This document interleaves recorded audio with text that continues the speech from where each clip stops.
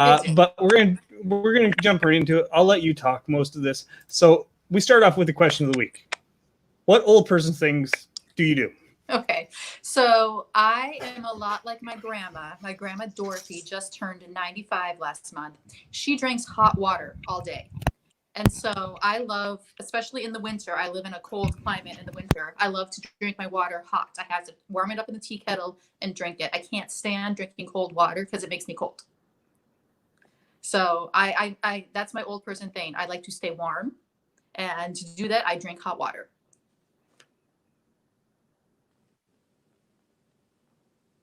Oh, Jesse, are you muted? Yeah, I muted myself. So there's no tea or anything else like that with that? It's just hot water, no lemon, no nothing? Nope, hot water, no lemon. I drink coffee in the morning, but then throughout the day, hot water. So that's my old person thing.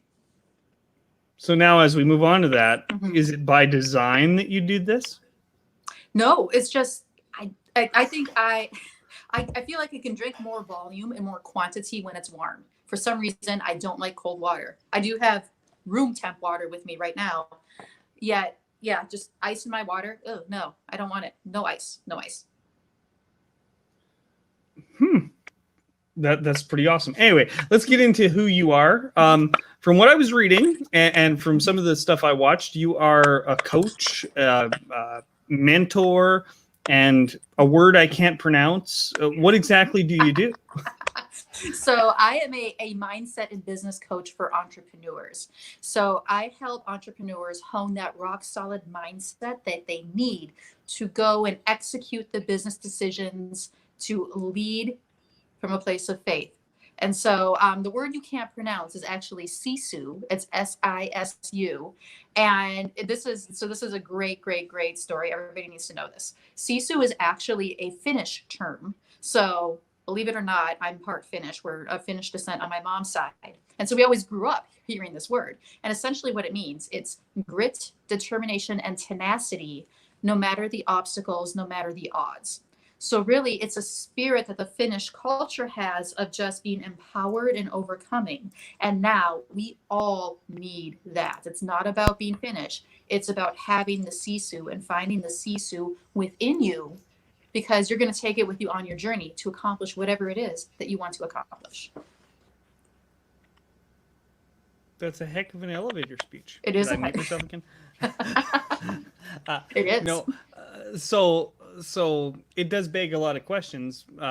So you help mainly entrepreneurs then, and to find, I completely lost the terminology used, but to basically get over their own stuff that's sitting in front of them, right? To be able to actually make a decision. How does that actually work? So I'm actually trained in NLP. So I'm an NLP master practitioner.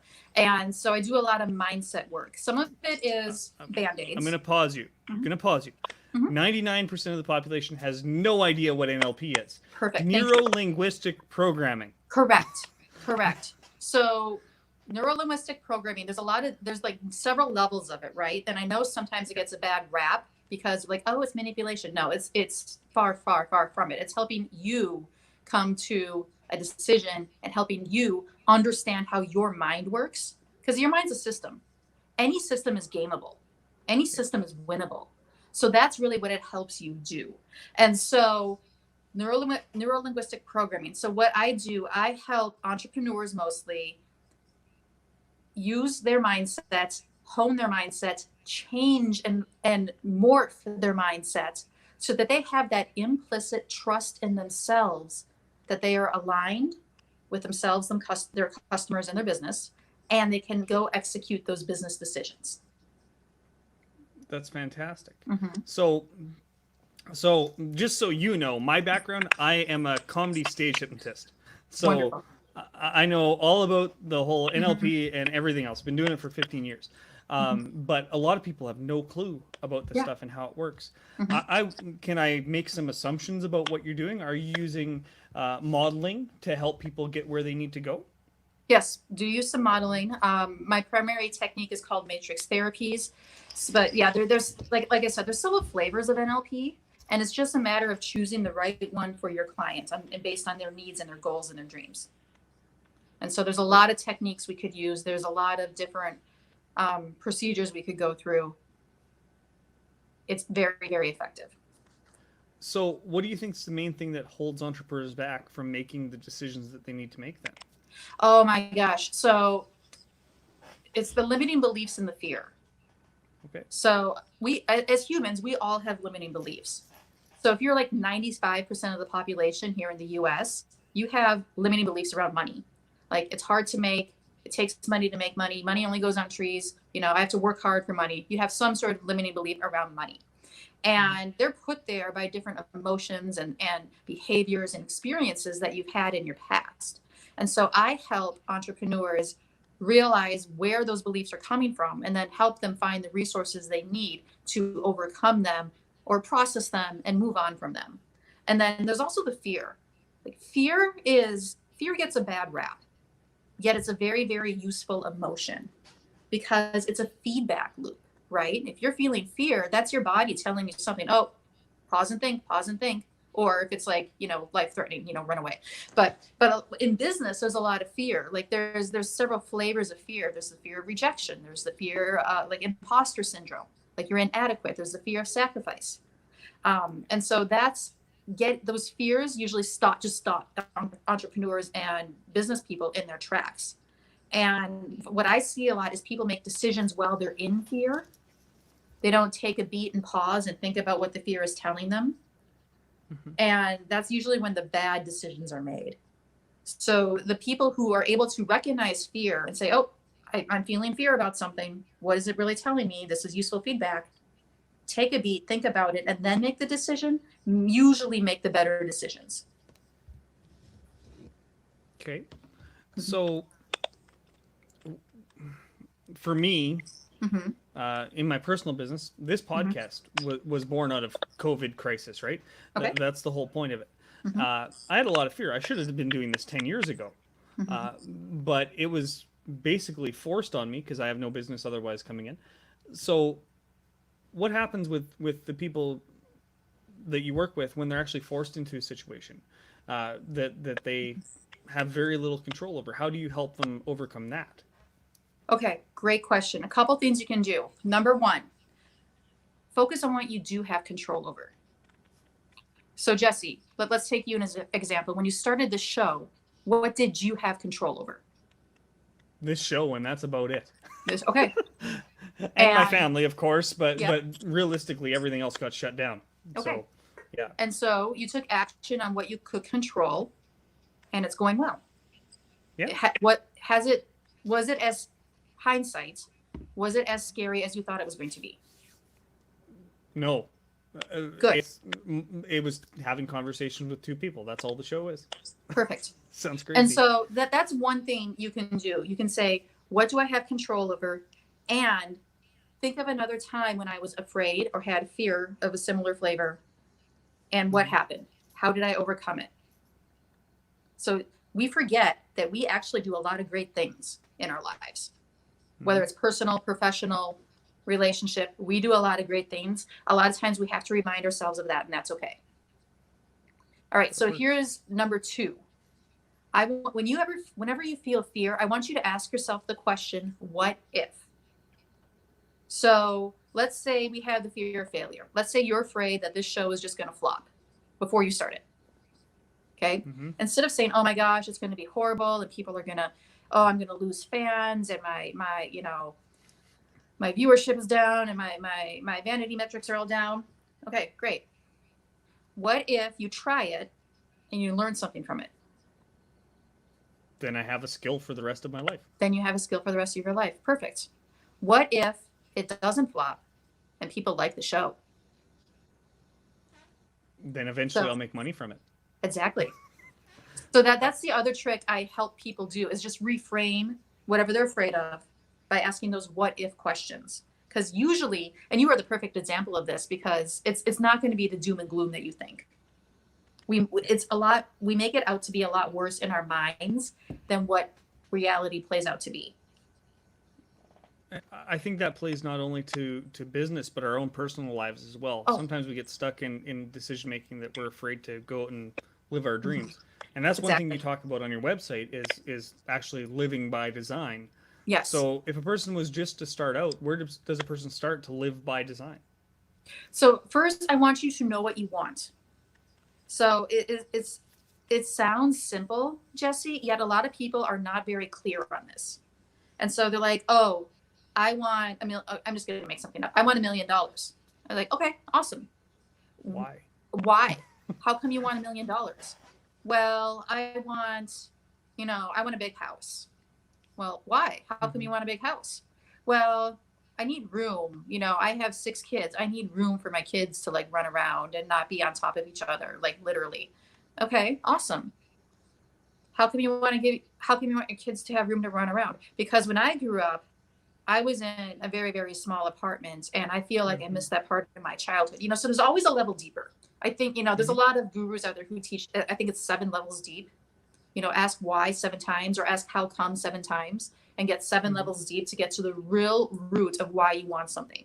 And you can do this. You can do this by yourself. Write it down. Ask yourself why. You can just have the conversation in your head. You can have somebody go through these questions with you. I want you to know what you want. And another good way to do this is just write down your perfect day, like your perfect day at work or your perfect day at play or vacation. And be extremely specific. Like, I wake up, I hear the sound of water. The water is coming from a fountain or the ocean or a lake or a river. Be as specific as you can, because that gives you the clarity you need to know what you want. So one of my favorite quotes is by Lewis Carroll. It's from Alice in Wonderland, and Alice and the Cheshire Cat are chatting, and the Cheshire Cat's like, well, where do you want to go? And Alice says, well, I don't know. And then the Cheshire Cat says, well, then clearly any path will do. That's a paraphrase. So that's my point, though, is like, you have to know where you're going. If you don't know now, that's okay. I want you to be very conscious of thinking about it and figuring it out, because otherwise you're going to wander. And yes, there can be some fun in the journey on wandering, yet it has to lead somewhere for you. Yeah, that makes sense. So with where society is today, do you think that there's a lot going on right now? Yes. Out in the world. Do you think it's from a lack of planning that all these social issues are happening, that we're in the middle of a pandemic, all this stuff? Is it from a lack of planning and from a lack of vision on, and I know it's not business, but governmental parts? Does that make sense? It's a weird question, I know, but does your philosophy scale that far? It could. I haven't thought of that in the government context yet. And so I don't know. I think there's a lot of things that aren't at the surface yet. And when we study this in the history books, it's going to be a modified story than what we're feeling now. And so I think hindsight will add a little more clarity to that. Otherwise, yeah, I think there's more going on than what the public knows. I'm not a conspiracy theorist by any means. Yet, I think the history books will tell a modified story than what we're experiencing. That makes sense. So when you look at the businesses you work with, if you could give them only one piece of advice, what piece of advice would that be? So this is my one piece of advice, and I tell this to my kids, I tell this to my clients, I tell this to people I talk to. Take action. Get off your butt and do something. It's fun to wish for things and to yearn for things and to want things, whether it's material things or a relationship or that perfect job or that perfect company. You need to go do something to make it happen, right? One of my pet peeves is just people who sit on their duff and just expect things to happen without taking action. That's not how it works. Not how it works. You have to do something. You have to put forward your intentions to go get it. Now, will you have to pivot and change your plan? Absolutely. That's life. Absolutely. Like, it's a plan. By definition, it's wrong. That's just how it works. You have to be willing to make those pivots and make those changes and those course corrections or adjustments, whatever you want to call them, in order to go get what you want. And if what you want changes, that's fine too. That is okay, because you're going to learn as you go through this journey of yours. Yet just go do something. Turn off the television and go do something. That's awesome. when I a lot of people don't take action at all. They're stuck in a rut for they get a corporate job and then they're stuck there for 20 years and they hate themselves and if you look at the suicide rates in society, a lot of people commit suicide just simply because they hate their lives. And if they had chosen to take action instead of sitting back and drinking 12 beers in a night and take action towards something they actually want, they wouldn't be stuck that way, right? Right. When you are in your discovery process with the people you work with, and you're trying to get to that why they want to do stuff, what are the main blocks that people have to actually achieve their dreams and go live a lifestyle that's by their design? Great question. So obviously it's a little different for everybody, but there are some commonalities. Identity is one. So your personal identity, who you think you are. So as an example, if you've been a corporate employee for your life and then you switch to entrepreneurship, it's hard. It can be difficult sometimes to shed those corporate mentalities and embrace more the entrepreneurship mentality. So let me give you an example. I did this myself. June 4th last year, actually, I left my corporate job to start my own business and embrace entrepreneurship full time. One of the adjustments I had to make, because my identity was changing, was I'm only accountable to myself now. Like when you work for a different company, there's always a little bit of you have a supervisor or a boss who's helping you decide what you should work on. Even though you might have a lot of freedom in your job, there's always that directive. Well, all of a sudden I'm like, oh, I need to kick my own butt into gear more. I just lost like 3 weeks. What the heck was I thinking? So it's your own internal identity. Like if you've been let's say you're a blue collar worker your whole life, and then you come into a lot of money, maybe you win the lottery or you inherit, and all of a sudden you're going from a Ford to a Mercedes, like that's an identity switch. And so it's just changing your identity. And a lot of times we internalize our identities quite a bit, and it's allowing yourself to embrace that new identity. Does that make sense? Yep, so your internal identity is everything. And that's where a lot of these limiting beliefs come from. I can't make money because I'm a blue collar worker. It's just silly sometimes when we think about it, what our minds tell us we can and can't do. And it's overcoming those limiting beliefs so that you can go do what you want. And you can embrace a new identity, should that be what you want. That's fantastic. I one of the trainings I took when I first took my NLP training, it basically said you're only 3 months old, which what they meant is 3 months from now you can be a completely different person than you Absolutely. are today, and your past doesn't matter. A lot of people do get stuck in who they were or who they think they were. I grew up on welfare. Like technically, I should have been a statistic. I should have been a drunk. I should have been a drug addict, and I should have been in jail. But I didn't end up that way simply because I made the choice. No, I'm not going to go down that path. When you are in the process of helping people, I might have actually ran out of questions, to be quite honest, because. This is normally I if you have children, correct? I have 6. You have 6 kids. Well, I've got 3. I understand. I kind of understand. When you're helping them make their decisions for their life, is it the same process that you use with them as you do with clients? Obviously, a little bit toned down, but still the same thing. And how do you help your kids decide what they actually want? Oh my gosh, that's such a good question. I'm so glad you asked that. Big picture, yes, it is the same process. I NLP my kids all the time. They don't even know it. And it's maybe a different vocabulary choice when I'm speaking with my kids, and maybe I use a different story when I'm speaking with my kids. Yet a lot of it is still the same. And so when I hear, so my kids are aged, we just had an 11th birthday, and then the youngest is 4. Okay. So they're still quite young. And so when I hear my daughter the other day, she's she's starting to struggle a little bit with all the quarantine and really missing her friends. We're not completely, I'm in Minnesota. We're not completely opened up yet. And, you know, she was just down. And so I'm like, well, what are you feeling? Like, tell me what you're feeling. It's okay if you're feeling an emotion. If you want to talk about it, let's talk about it. And, oh, I never do anything right. Well, like, well, remember this time when you did awesome at the play that you were in? You did that really right. And it's, helping them remember the good and what they are capable of.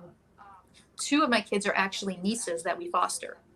And I'm, without getting into details, obviously they're foster kids, so they've been through a few things a little bit more than they should at their age. And when they flare up a little bit, and I understand why. And so sometimes it's just like, all right, if you're feeling angry, awesome, go take a break. Just go in your room, do what you need to do. When you're ready to come and talk, come and talk. Because I understand when they're in that moment and they're angry or they're getting really emotional, they just can't talk. Like, your brain doesn't process language well. And so I let them go cool down in their own way and then come back and let's talk about it. Like, I have one of my kids, like, every time I see her, she just needs a hug. And other kids just like, don't hug me. I'm like, okay. And so it's very individualized. And that's one thing you have to keep in mind. Even in any relationship or any profession, you have to treat people like individuals, because people will respond to vocabulary differently. They'll respond to body language differently, tonality differently. And you have to be able to communicate with them in a way that they're going to perceive well and perceive with your intention behind the communication. And so, a very long answer to your question, yes, I NLP the crap out of my kids, like, all the time, and it works. And I've seen positive changes in their behaviors as a result. And it's just amazing. That's fantastic. We're about to be interrupted by my 3-year-old. Big That's sister's fine. supposed to be looking after her, but I apparently Big kicked my Sister kids didn't do it. outside. I said, you can't come back in until I open the door, so go have fun. I try, but it's still morning here. So, we're at 22 minutes. If there was anything else that you have left that you want to tell people before we actually end off at about 25, what would you tell people about what you do and who you are and where they can find you and all that stuff? Awesome. So go to my website, truesisulife.com. I've been seeing it scrolling along, and my website is ugly. I'm not a website designer. It gets the job done. So no judgment there. You can learn a little bit more about me, my story. I have this amazing Facebook group. It's called Map to Successful Life Design. It's a community of people. Yes, it's also down there. It's a community of people who are out there taking action to design the lives they want to live. And we're there to support each other, inspire each other, discover new things from each other. And we just have a blast. And I'm kind of like, I have a good sense of humor, and that comes out in the Facebook group. I'm running a mindset masterclass this week. So if you guys are watching live, you want more mindset insights. I almost said hacks. I don't want to say hacks. I want to say mindset insights. Get to my group. I'm just doing the live broadcast in my group starting this week. So all the details are right there. It's in the big banner. But here, so I already mentioned it, and this is usually the last piece of advice I leave with people. Take action. It may be messy. It may be imperfect. It is still action. Because once you start taking action, you're going to want more. It's kind of addictive. And so once you have one small success, you're going to want more. And I know it's like a cliche saying, but you're either learning, you're not failing, you're either winning or learning.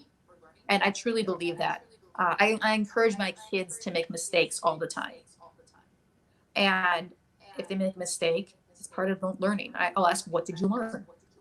And my light just went out. See, mistake. It's okay. I learned my light goes out after a while. So that's it. Take action. It'll be messy. It'll be imperfect. That is okay. Do it anyways. The beauty of this is I can tell people a direct lesson that I've learned about taking action in the last month. When I started the podcast, I started with 8 episodes in 2 weeks. This week I'm doing 46 episodes. Oh my gosh.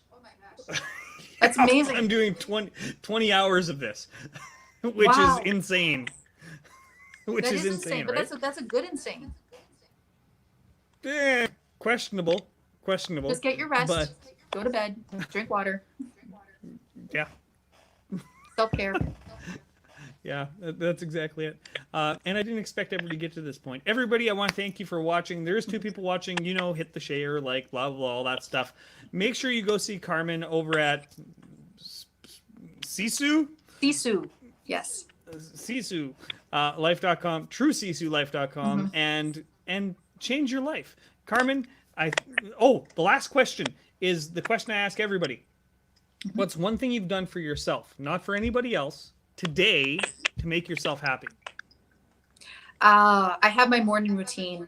I love my morning routine. I wake up, it starts with 12 and a half minutes of meditation. I don't know why, it just is. And then my really yummy coffee.